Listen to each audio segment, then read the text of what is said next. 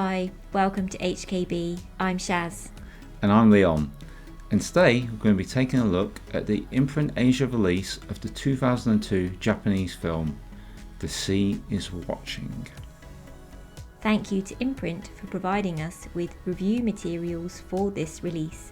The Sea is Watching is available to buy now. Let's have a little look at the trailer.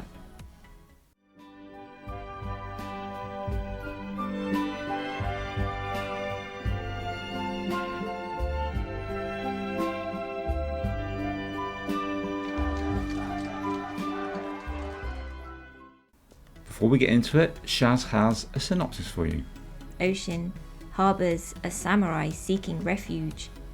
Falling in love with Ocean, the samurai hopes to cleanse her of the sins of her profession, but fate and fortune conspire to keep the lovers apart.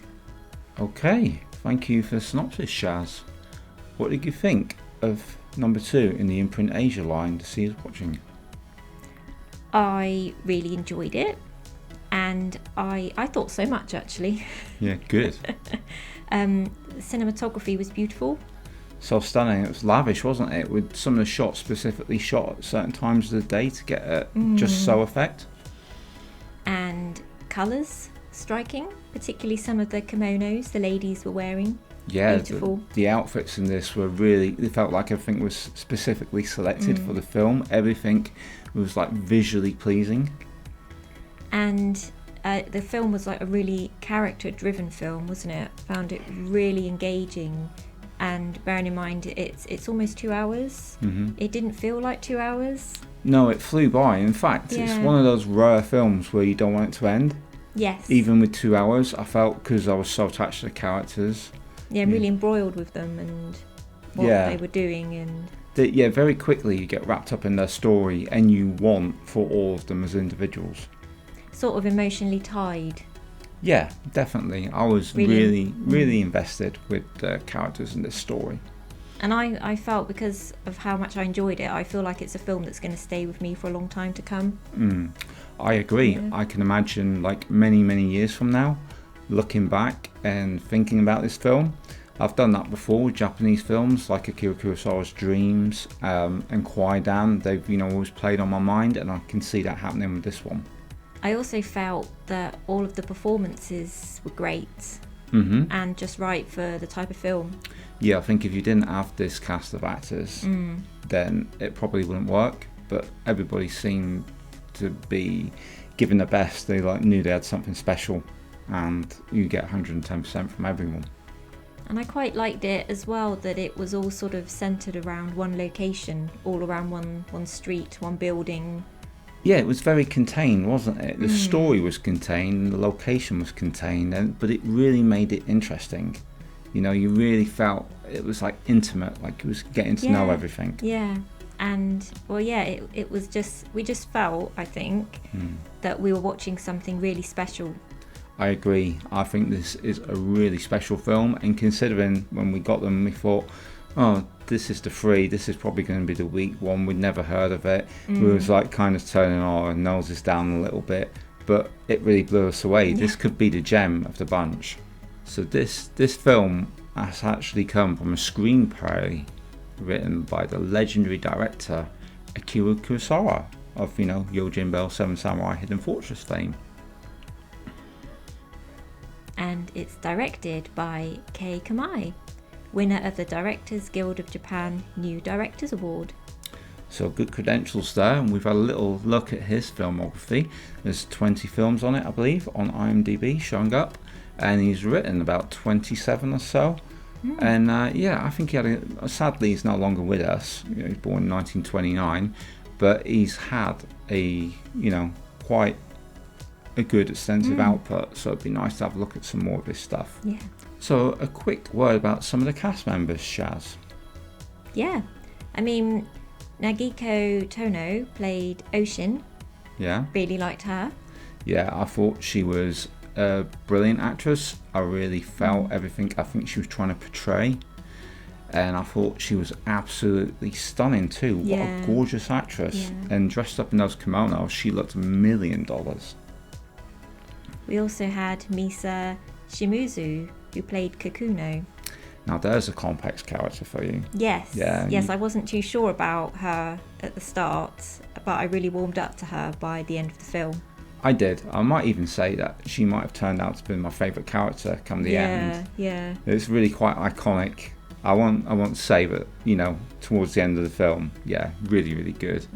And she's been in other films. One that we have seen that I first lent to you when we first started dating, Shall We Dance? I don't know who she was in it because she's so far down the cast list that she's not going to stand out. But she's also in 47 Ronin with Ken Takakura from 1994. I've never seen that version, but I would like to see it, especially now knowing that she's in it. We also have Hidetaka Yoshioka, who played the disgraced samurai. Yeah. Fusanosuke, he was a great character in this film. You don't necessarily get what you expect from him, I like that. We have seen him quite recently and he looked very, very different. He was in Godzilla -1. Yes. And a completely different role. But it was nice to see that he's still working, and it was good to go back and look at something he did earlier, and he was very good in this, Yeah, he was, No doubt. Great. And we got Masatoshi Nagase, who played Ryosuke. Now, if you guys might recognise him, if you're big collectors of Eureka's releases, you might recognise him from Sweet Bean. He was good as well. Another complex character. Yes. And I found between these two gentlemen that my expectations were subverted a little bit, Shaz. Yeah, me too, to be fair. Yeah. So a few words about the release, Shaz.